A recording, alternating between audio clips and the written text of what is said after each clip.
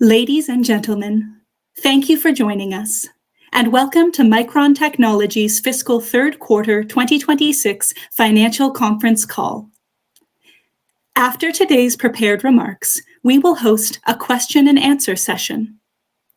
Webcast viewers, please note that you will be able to advance the slides as you view at your own pace. I will now hand the conference over to Satya Kumar, Corporate Vice President of Investor Relations and Treasury.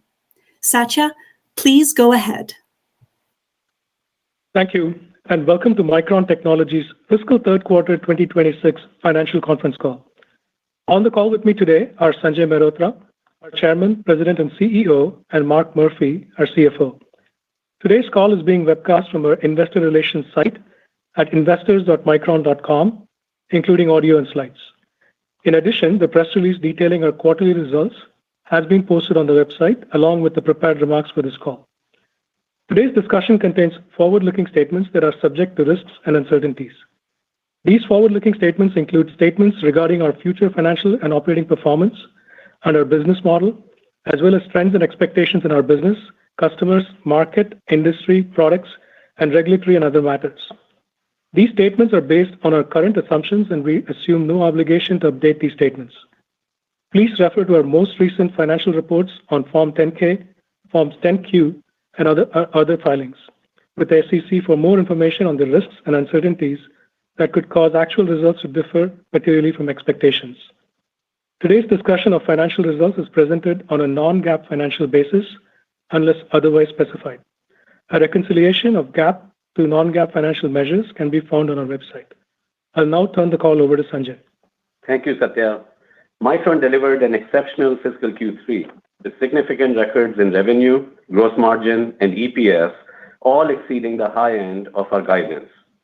Demonstrating Micron's position as a leader enabling the AI era, our data center revenue exceeded $25 billion in fiscal Q3, or an annualized run rate of over $100 billion. Our data center SSD revenue exceeded $5 billion, more than doubling sequentially. DRAM and NAND industry demand continues to significantly exceed industry supply. We expect tight conditions to persist beyond calendar 2027 as a result of AI-driven demand across all segments, coupled with structural supply constraints. We are excited to announce that we have now signed 16 strategic customer agreements, or SCAs, which we expect will fundamentally transform our business model. The memory industry has been structurally transformed by the proliferation of AI. We are only in the early innings of the significant innovation and productivity that can be unleashed in every part of the global economy over time. Data center-driven growth will be increasingly complemented by AI-enabled features in smartphones, high-end PCs, and new consumer devices, as well as in automotive, industrial applications, and robotics. Exciting possibilities enabled by robotics and humanoids, as well as fully autonomous vehicles, portend a robust long-term demand environment for memory and storage. With respect to supply, our customers are recognizing that supply shortages in memory and storage will take considerable time to improve. Even as we expect industry supply to improve gradually in 2028, we currently do not have line of sight as to when memory supply will be able to catch up with increasing demand. Memory industry supply growth is dependent on significant greenfield fab expansions. These greenfield projects are large, complex, and time-consuming. Further, the pace is constrained by several factors, including long lead time for fab construction across the world, shortage of workers with critical trade skills, complex regulations, including permitting, and the need for enhanced energy infrastructure. Meanwhile, memory process technology, which is among the most advanced to develop and manufacture in semiconductors, is getting more complex with every new node. Technology transitions are driving slower bit growth over time. Wafer growth needs are significantly increasing clean room space and greenfield fab requirements, and HBM's growth and increasing trade ratio with every new generation further pressures non-HBM supply. In NAND, industry suppliers redirecting clean room space from NAND to DRAM and overall limited clean room space constrained NAND bit supply growth. These factors, taken together, mean supply is structurally constrained in its growth and ability to meet industry demand, despite our comprehensive efforts to increase supply. AI systems are powered by GPU, ASIC, and CPU designs from an increasingly broad set of suppliers. However, they all share one important characteristic. AI system performance is architecturally dependent on memory subsystem performance and capacity. This has given rise to more complex memory hierarchy that is providing greater differentiation opportunities for Micron than at any time in our history. It has also elevated the role of memory in the AI world to a strategic asset. Strong long-term demand growth, structurally constrained supply growth, and memory's strategic importance have caused customers to recognize that their product roadmaps rely on access to advanced memory technology and dependable and committed long-term memory supply. Micron has been a pioneer in our industry in creating a new class of strategic customer agreements, or SCAs, with very robust terms. We are pleased to announce that we have completed 16 SCAs with customers across the data center, consumer, and auto market segments. These SCAs accelerate the transformation of our business model, enhance partnership in technology and innovation, and provide customers with contracted supply assurance. Typically, these agreements have a 5-year term from calendar 2026 through the end of calendar 2030. Automotive agreements generally have a 3-year term. The 16 signed agreements represent roughly 20% of our DRAM volume and a third of our NAND volume over this period. These SCAs include 4 very large customers and 3 medium-sized customers. The remaining agreements relate to smaller customers from the automotive industry and represent our commitment to the important sector. When completed, we expect approximately half or more of our company revenue to be under these SCAs with customers across end markets. Our customer value our U.S. supply plans, and this is reflected in our SCAs. These SCAs are structured as take-or-pay agreements with binding commitments to purchase specific volumes over this multi-year term. The largest agreements generally have a ceiling price for existing products at the current CQ2 market price and a floor price through the term of this agreement. Several SCAs, which account for a modest portion of the SCA-related revenue, include either fixed prices or have no price bands associated with them, where pricing will be subject to market conditions. When all planned SCAs are executed, agreements with either fixed prices or price ceilings at or close to current CQ2 market prices are expected to be approximately 40% of our revenue. For SCAs which do contain such price bands, pricing is designed to stay within this floor to ceiling level through the course of the term. This pricing visibility will help our SCA customers across market segments to better manage their business and grow their demand. For our SCAs with price bands, the floor price enables a very robust gross margin for Micron, well above our peak quarterly margins in any past cycle. 14 of the 16 SCAs that we have signed have a cumulative revenue at minimum price per our contracts of approximately $100 billion over the remaining agreement term. They also strengthen our long-term financial performance, margins, and free cash flow expectations with higher visibility and improved stability in our business performance. Under the SCAs we have signed so far, we project to receive cash deposits and related financial commitments of $22 billion. This further demonstrates customer commitment to this new business model. Mark will provide additional details. Our SCAs with customers across data center to consumer devices to auto and industrial applications create a new paradigm for us to strengthen our customer relationships. They provide committed DRAM, including HBM as appropriate, and NAND supply to our customers over a multi-year time horizon. In a period of significant shortage, this supply visibility is extremely beneficial to our customers.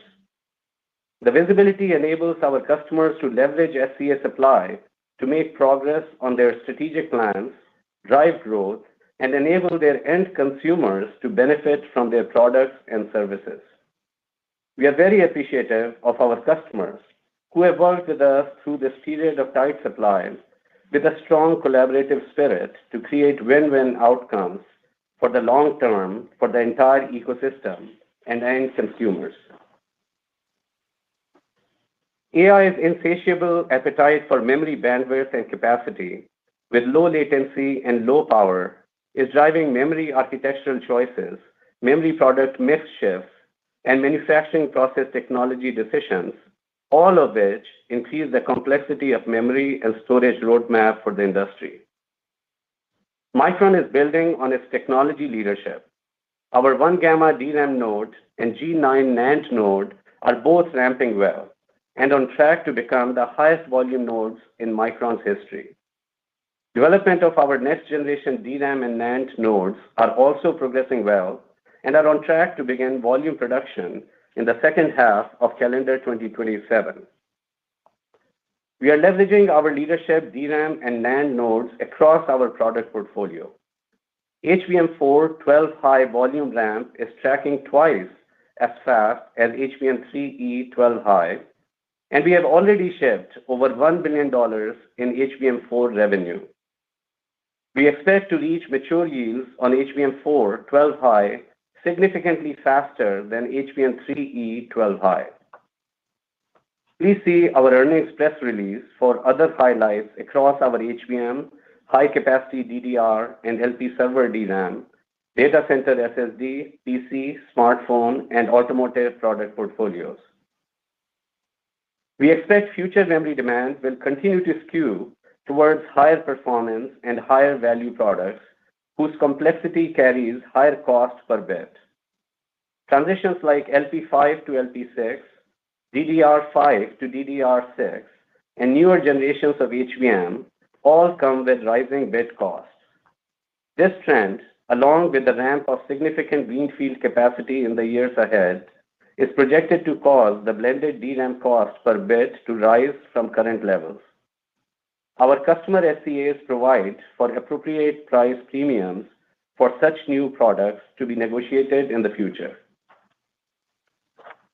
Turning to our end markets, AI is driving unprecedented growth in data centers, with industry data center DRAM and NAND bit shipments in calendar 2026 expected to more than double from 2 years ago.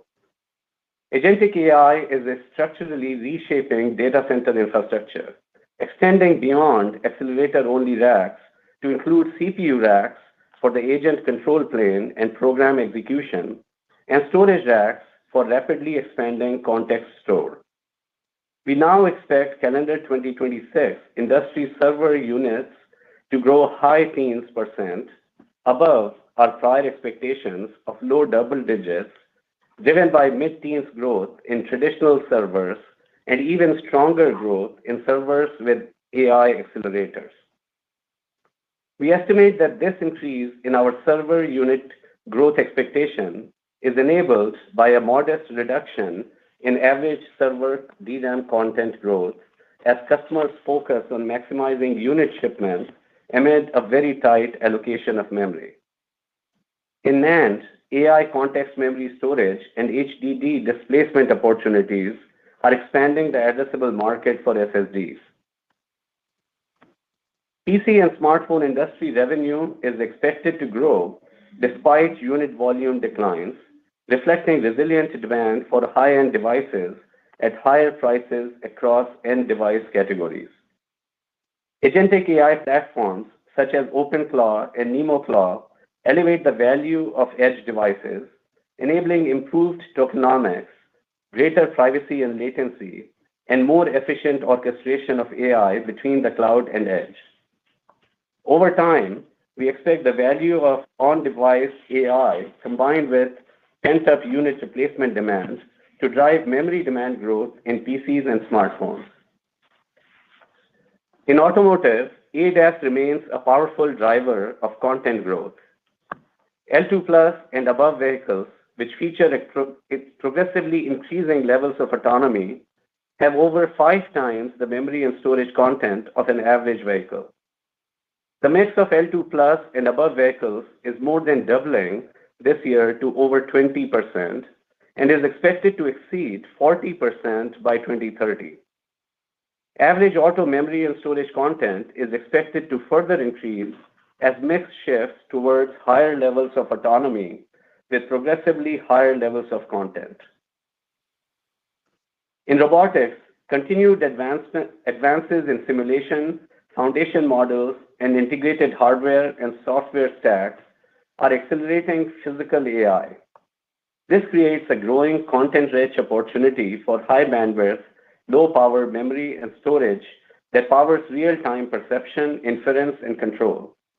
Humanoid robots carry 10 times the amount of memory as an average L2 plus vehicle, and we expect a sustained, substantial, multi-decade memory demand cycle to begin in the latter part of this decade. Now turning to our market outlook. We now expect supply-demand conditions for both DRAM and NAND to remain tight beyond calendar 2027. In DRAM, we expect industry DRAM bit shipments in calendar 2026 to grow in the low to mid-20s% range, slightly above our prior outlook.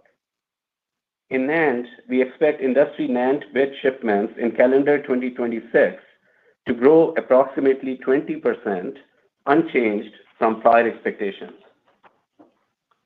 We expect Micron DRAM supply to grow approximately in line with the industry supply growth, while Micron NAND supply grows somewhat less than the industry supply growth in calendar 2026.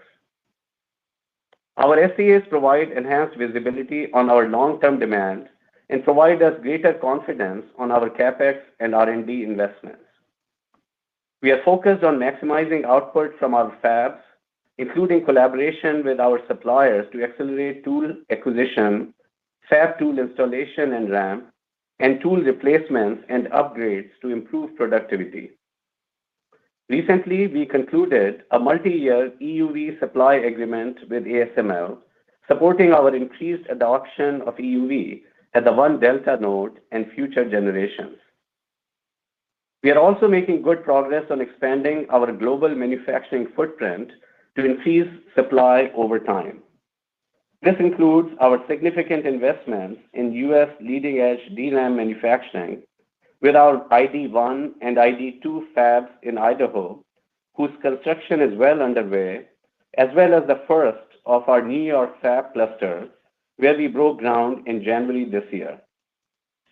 ID1 is on track for first wafer output in mid-calendar 2027 and ID2 in late calendar 2028. We recently launched first production starts of our 1-alpha DDR4 technology in our Manassas, Virginia fab, which will add to our capability to support the legacy product needs of our customers in auto, industrial, medical, aerospace, and defense markets. In our newly acquired Tongluo site in Taiwan, we expect to support meaningful product shipments from the existing 300,000 sq ft fab in mid-calendar 2027, about a quarter earlier than our prior expectations. Adding to the existing fab, we have begun construction of a similar size second clean room at this site. This clean room will support EUV equipment, Our construction activities and timelines are on track for our other facilities in Japan and Singapore. Complementing our advanced packaging capabilities in Taiwan, our Singapore site will become another center of excellence for advanced packaging.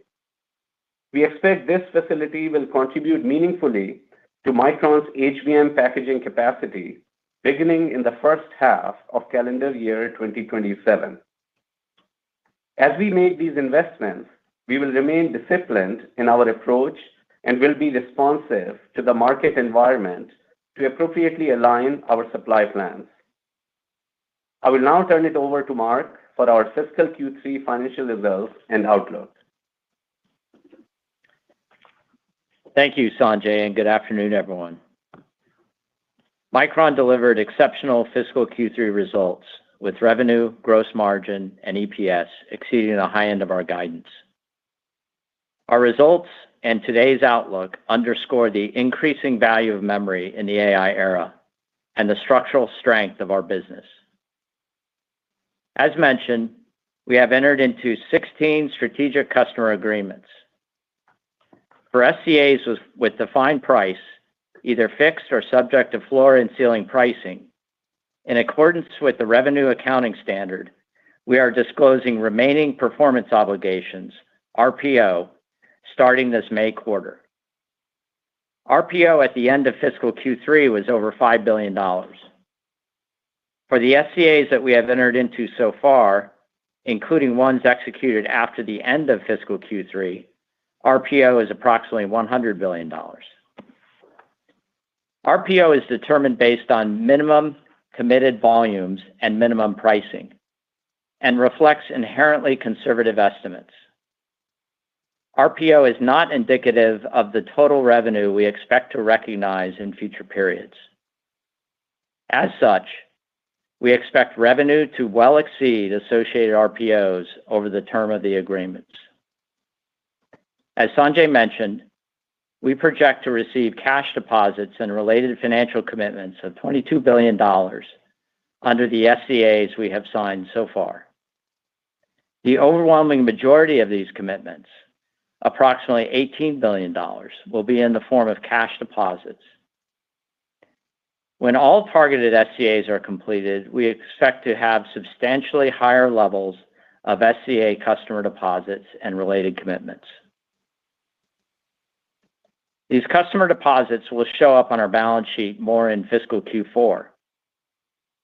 The cash flows associated with customer deposits appear in financing-related cash flows and will not affect our free cash flow. This cash will be returned to customers over time towards the latter half of the agreement term. We are excited with our progress in signing these SCAs, which will strengthen our long-term financial performance and drive enduring, robust ROI for the company over time. Total fiscal Q3 revenue was $41.5 billion, up 74% sequentially and up 346% year-over-year, representing our fifth consecutive quarterly revenue record. The $17.6 billion sequential increase is the largest in our history, eclipsing last quarter's $10.2 billion record. Fiscal Q3 DRAM revenue was a record $31.3 billion, up 343% year-over-year, and represented 76% of total revenue. Sequentially, DRAM revenue increased 67%. Bit shipments were up low single-digit percentage range. Prices increased in the low 60s% range, driven by tight industry conditions and favorable mix. Fiscal Q3 NAND revenue was a record $9.9 billion, up 361% year-over-year, and represented 24% of total revenue. Sequentially, NAND revenue increased 99%. Bit shipments increased in the mid-single-digit percentage range. Prices increased in the mid-80s% range, driven by tight NAND industry conditions and a favorable mix. The consolidated gross margin for fiscal Q3 was 84.9%, up 10 percentage points sequentially. This improvement was driven primarily by higher pricing and also benefited from continuing strong execution and favorable mix. Fiscal Q3 gross margin more than doubled from a year ago and was a new company record. Now, turning to quarterly financial performance by business unit. Cloud Memory Business Unit revenue was a record $13.8 billion and represented 33% of total company revenue. CMBU revenue was up 78% sequentially, driven by higher pricing and bit shipments.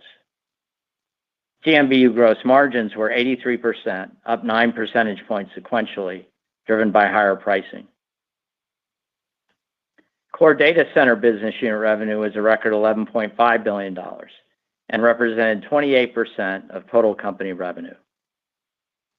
CDBU revenue was up 103% sequentially, driven by higher pricing and a favorable mix. CDBU gross margins were 87%, up 12 percentage points sequentially, driven by higher pricing. Mobile and Client Business Unit revenue was a record $11.5 billion and represented 28% of total company revenue. MCBU revenue was up 49% sequentially, driven by higher pricing, partially offset by lower bit shipments. MCBU gross margins were 87%, up 9 percentage points sequentially, driven primarily by higher pricing and helped by favorable mix. Automotive and Embedded Business Unit revenue was a record $4.6 billion and represented 11% of total company revenue. AEBU revenue was up 71% sequentially, driven by higher pricing and higher bit shipments. ABU gross margins were 79%, up 11 percentage points sequentially, driven by higher pricing and favorable mix. Operating expenses in fiscal Q3 were $1.5 billion, up $97 million quarter-over-quarter. The sequential increase was due to higher variable compensation expense from the strong performance of the business. We generated operating income of $33.7 billion in fiscal Q3, resulting in an operating margin of 81.2%, up 12 percentage points sequentially and 54 percentage points year-over-year. Fiscal Q3 taxes were $5.1 billion on an effective tax rate of 14.9%. Non-GAAP diluted earnings per share in fiscal Q3 was $25.11, up 106% sequentially. Turning to cash flow and capital expenditures. In fiscal Q3, operating cash flows were $25.4 billion. Capital expenditures were $7.1 billion, resulting in free cash flow of $18.3 billion. Fiscal Q3 free cash flow was a quarterly record for the company. Ending inventory for fiscal Q3 was $8.6 billion, with days of inventory at 120. DRAM inventories are very tight and below 120 days. We reached record levels of cash and investments of $30.2 billion at quarter end. During fiscal Q3, we reduced debt by $4.4 billion, including a cash tender offer that reduced senior notes by $4.3 billion. The weighted average maturity on our outstanding debt is April 2035. We closed the quarter with $5.7 billion of debt and a net cash balance of $24.4 billion. This fiscal year, we received upgrades from all three major credit rating agencies, including an upgrade to BBB+ on the strength of our technology and product position, financial outlook, and strong balance sheet. Our balance sheet has never been stronger, and we project it to strengthen further even as we increase investment in technology and needed capacity. Now turning to guidance. We expect fiscal Q4 revenue to be a record $50 billion, plus or minus $1 billion. Gross margin to be approximately 86%, and operating expenses to be approximately $1.65 billion. Based on a share count of approximately 1.15 billion shares, we expect EPS to be a record $31 per share, plus or minus $1. Our fiscal Q4 gross margin outlook reflects a meaningful moderation in the rate of price increases. We project operating expenses to increase by approximately $1 billion in fiscal 2027 as we expand R&D to support an unprecedented set of opportunities in memory and storage. We expect operating expense increases to be weighted to the second half. We expect a fiscal Q4 and fiscal 2026 tax rate of around 15%. Micron continues to invest in a disciplined manner across our global footprint to address customer demand. As a reminder, our CapEx is net of anticipated government incentives. In fiscal Q4, we project CapEx of around $10 billion, bringing full-year fiscal 2026 capital spending to approximately $27 billion. We expect quarterly CapEx in fiscal 2027 to be above fiscal Q4 levels, with more than half the increase year-over-year in fiscal 2027 from construction CapEx as we pull in clean room capacity required to address long-term demand.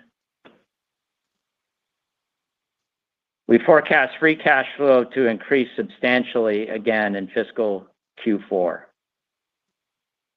From December 9th, 2026, the second anniversary of the signature of our definitive CHIPS agreements, we intend to increase our capital return. Over time, we expect to return 100% of our excess cash to shareholders. Any impacts that may occur due to trade or geopolitical developments are not included in our guidance. I'll now turn it over to Sanjay to close. Thank you, Mark. AI has elevated the value of memory. Micron is collaborating closely with our customers and suppliers across technology, product, manufacturing, and commercial teams in this tight industry environment.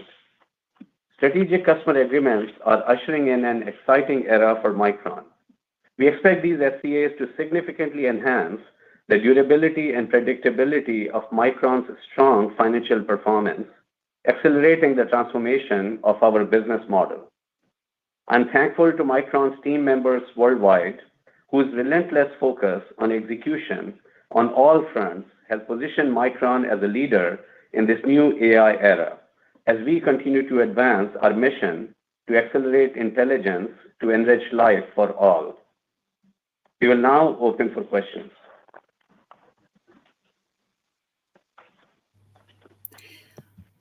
We will now begin the question and answer session.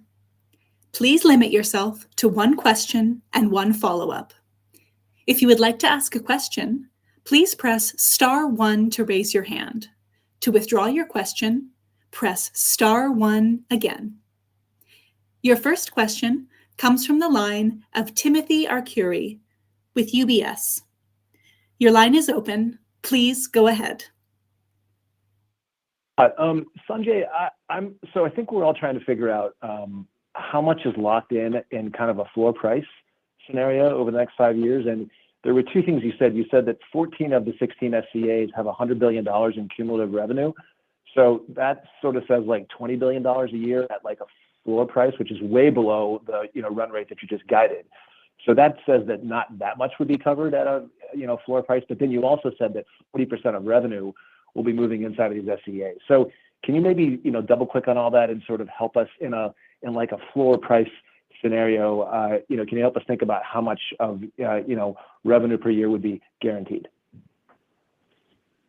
As we indicated, that under these SCAs that have been completed so far, at the floor price, the revenue is projected to be $100 billion. But again, as Mark noted in his remarks, we expect revenue to be much higher than that. Note that at the floor price, that our profitability levels at the gross margins at the floor prices are higher than peak margins at any time in the past. And so overall, about 20% of DRAM and about 30% of our NAND volume is covered in these SCAs so far. So that amounts to about 25% of our revenue that you can project over the term of these agreements. So again, RPO at the floor price is to be reported as an accounting measure, but we fully expect that the revenue will be much higher than that. Got it. And then with respect to just how these layer in, Mark, how much of the August quarter revenue, for example, will be flowing under an SCA? I'm just trying to figure out how to layer that into the model. And when you get to a full run rate where by next fiscal Q4, will you be at sort of a full run rate of what's being covered under these SCAs? Can you help us sort of feather that in? Yeah, Tim. So you'll see a disclosure in the Q, which will disclose the next 12 months revenue associated with each set of agreements that have an RPO. So, for example, for those that closed within Q3, you'll see an RPO of $5 billion, over $5 billion, and you'll see a next 12 months associated with that of about $1.8 billion. And that is because those are some of the smaller agreements that Sanjay mentioned, automotive agreements. Now, in the fourth quarter, as Sanjay mentioned, you will see an RPO reported, on these 14 of the 16 agreements, that is going to be about $100 billion, and there will be an associated next 12 months associated with those that will be disclosed in the K. So you will be able to see, roughly how these are feathering in, and keep in mind this RPO number. It is a minimally contractually enforceable amount for the intersection of volume and price. So you're looking, Tim, at a minimum number, and that's important to keep in mind. And we were clear that it doesn't reflect what we think will happen. And then also each quarter, this RPO number will change. It will change based on contracts that are added in. It may change on additional volume commitments with the determined price. It will change based on shipments and how that RPO is declines after that performance obligation is met. So you'll be getting a lot of additional reporting. This is all under ASC 606. I know it's something that it's not a heavy standard typically in some of our reporting, but this feature of RPO you will see. I also want to emphasize, as Sanjay mentioned, that even at the floor price, and eventually we anticipate about 40% of our revenue being under this sort of RPO related commitments, that even under the floor price, we expect the margins to be significantly above prior peak margins. Okay. Thank you both.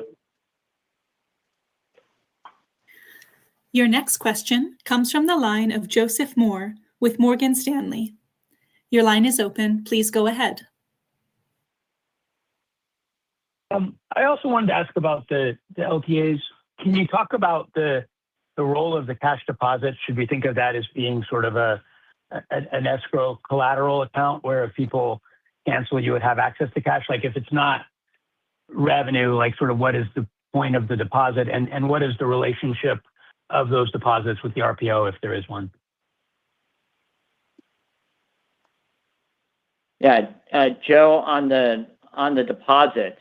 So, we mentioned that that we have $22 billion of deposits and financial commitments associated with the agreement signed to date as of this call. 18 billion approximately of that is cash deposits. We'll receive those deposits. We received about 400+ million in the third quarter. We'll receive about another 10 billion in the fourth quarter, and these will be seen cash deposits. They'll be seen in financing cash flows. They will not affect free cash flow. They are held by us during the performance commitments of the agreements. And as those agreements are satisfied, those deposits will be returned over time, but heavily weighted to the back half of the agreements. The difference between the 22 billion and the 18, so roughly the 4 billion of others, is letters of credit. Okay. But what is the role? I mean, what happens to that cash? It seems like they're putting a deposit and then they get the deposit back. What is the reason for them to commit that cash? Is that something where there's a take or pay that cash is related to? It's not a prepayment. Just can you help us understand that? Yeah, thanks, Joe. It's not a prepayment. It's a separate commitment by the customers and a reflection of the fact that we have a binding agreement, and these are take or pay agreements, and we hold the cash, and it's a reflection of our shared commitment to perform under these agreements. Now, this is good for Micron, of course, these agreements, and that we get visibility on our demand. It's committed volume that we can be confident about making our investments, large capital investments, closer technology relationship. It's good for the customers because they have supply assurance, they have leading technology. So in our view, it's a win-win, and very, very happy with the nature of the agreements and the impact they have on the business, and indication of a transformed business model at Micron. Very helpful. Thanks for all the disclosure on this. It really helps a lot. Thanks. Your next question comes from the line of CJ Muse with Cantor Fitzgerald. Your line is open. Please go ahead. Yeah. Good afternoon. Thank you for taking the question. Maybe to just follow up on Joe's question, Mark. When you think about these cash deposits, do you view that as fungible cash and used for CapEx? And I guess as part of that, when you contemplate capital returns, particularly after December 14th kind of CHIPS Act end date, will you include kind of that cash that you received in your gross cash thoughts and your thoughts around capital returns, or is that something, given that you will have to return it eventually, that would cause you to think steady state you'll need to hold more gross cash, all else equal?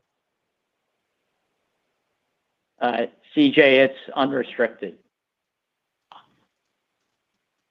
But does it change your thoughts around gross cash that you feel comfortable holding on your books? Not in the near term. I think we of course are going to have what we view as adequate liquidity to support the operation of the business. That That would include over time returning the deposits as customers and Micron perform on the contracts.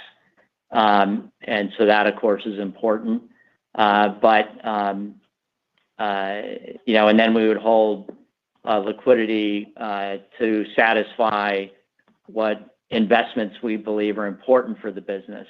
We've got a lot of, we've got large projects underway to provide supply and also, R&D programs. So, and again, I'll emphasize that, the customers, as I mentioned earlier, they will get this return deposit back in the latter half of the agreement. Perfect. And then maybe as a follow-up on HBM revenues, could you kind of share how you're thinking about both your market share and perhaps total revenues into calendar 26? And, is there an expectation into calendar 27 that you can bridge margins there closer to what you're getting on D5? Or is that a place that will be, permanently below, that D5 level? Thanks so much. So with respect to HBM, first of all, very, very pleased with our HBM4 product and Micron's shipments already of HBM4 of over $1 billion. HBM market share, we strategically are choosing it to be close to our DRAM share. And this is important because of the trade ratio of HBM. It consumes, as you know, a significant amount of wafers and puts pressure on non-HBM supply in the industry.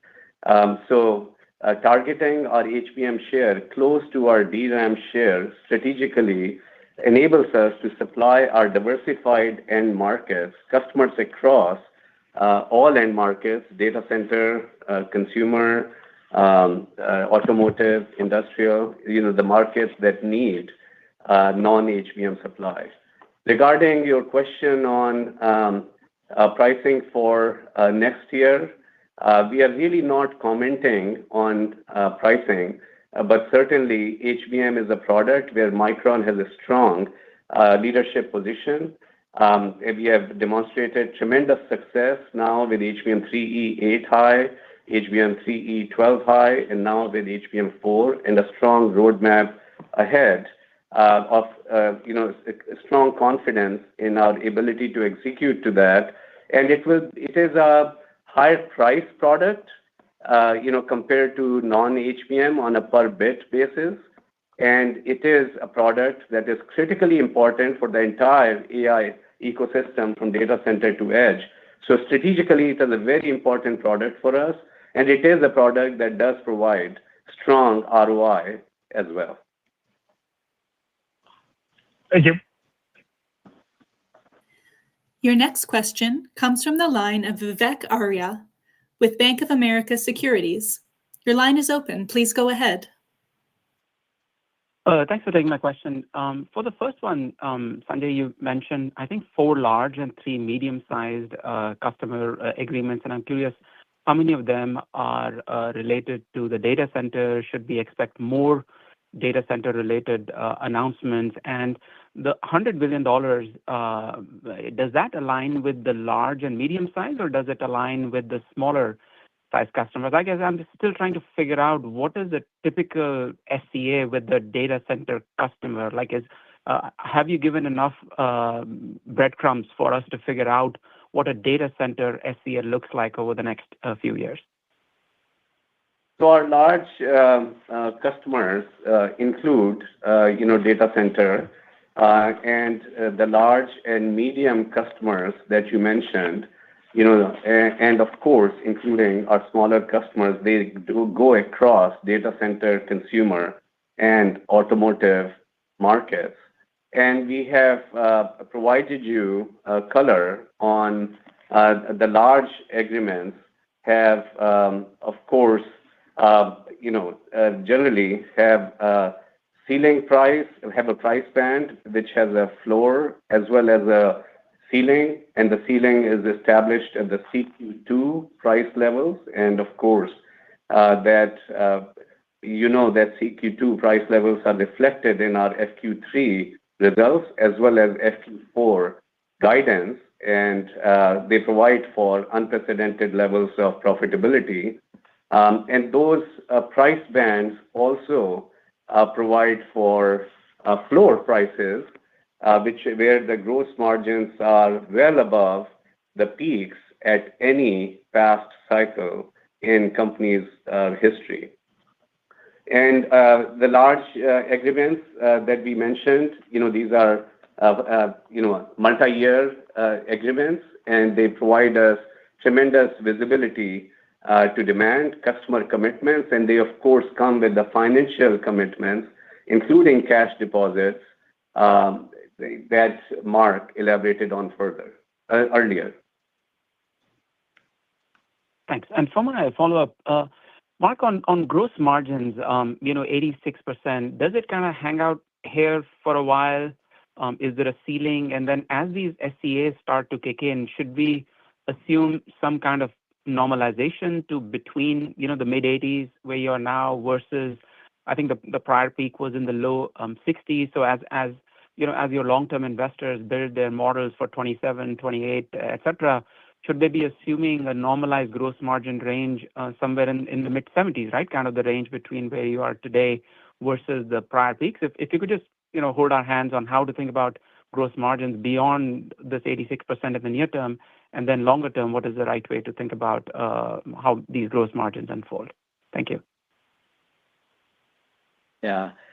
So Vivek, we're not providing guidance beyond the fourth quarter, but we are at margin levels that, as we've talked about before, incremental price yields less in gross margin expansion.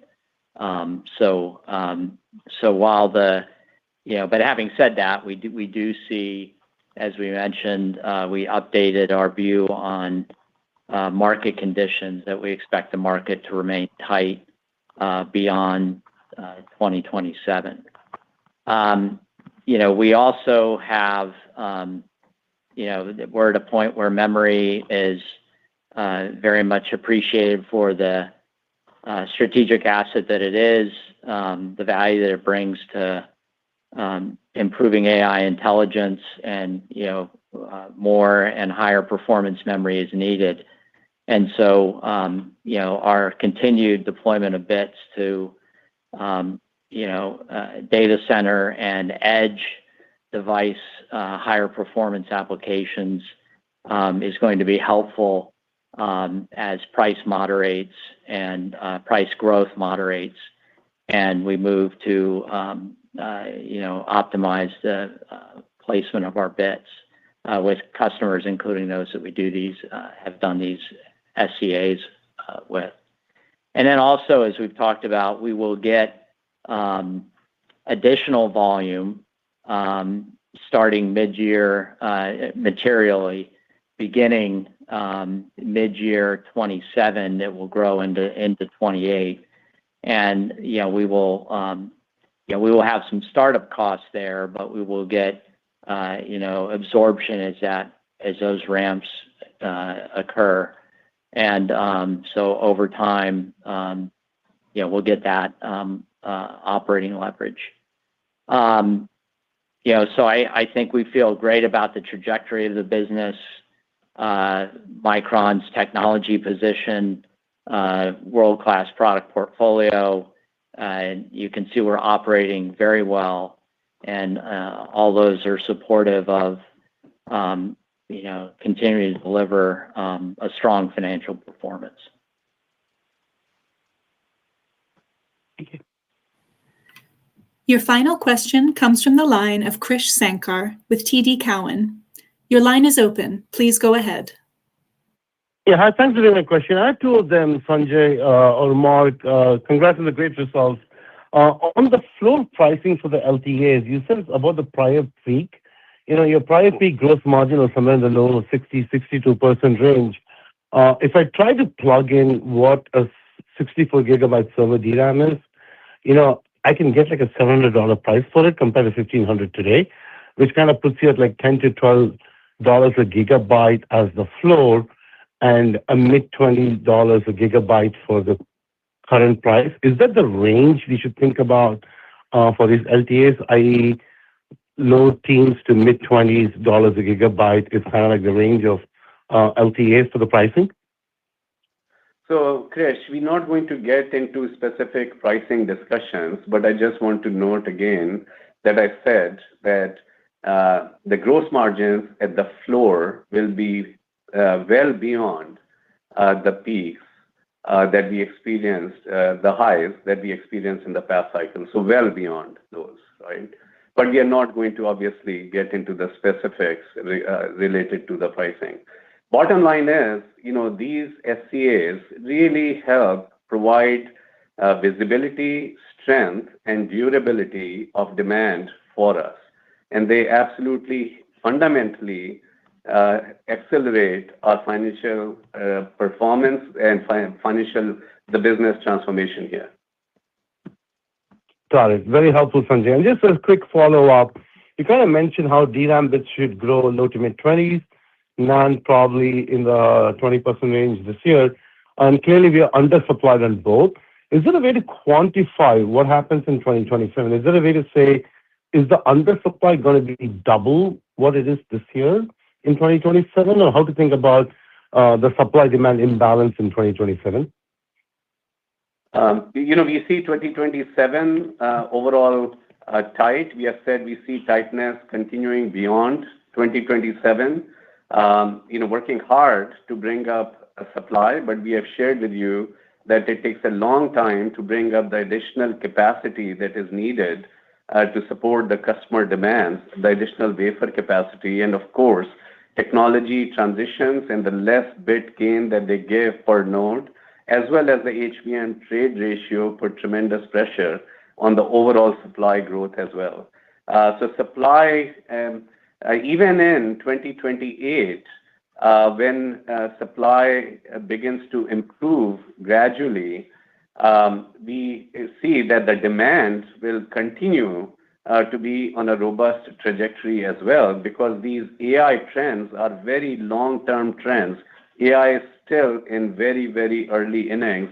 The whole token economics needs more memory. AI system performance is really very much limited by memory capacity and memory performance, memory bandwidth.